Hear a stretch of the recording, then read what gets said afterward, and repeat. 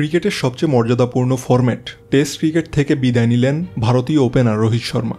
Social মিডিয়ায় প্রকাশিত এক আবেগঘন পোস্টে নিজের টেস্ট অবসরের ঘোষণা দেন হিটম্যান খ্যাত এই ক্রিকেটার।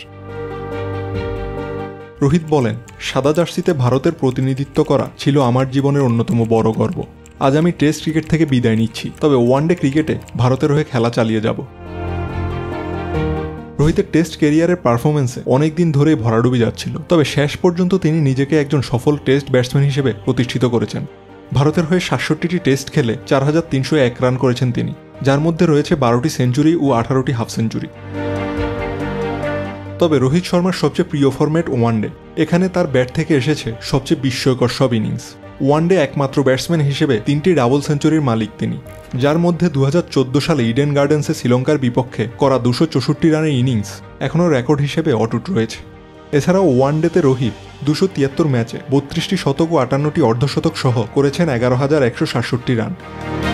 টেস্ট ক্রিকেট থেকে বিদায় নিয়ে একটি অধ্যায়ের ইতি টানলেন রোহিত শর্মা, তবে ওয়ানডেতে তিনি এখনও ভারতের হয়ে খেলা চালিয়ে যেতে চান।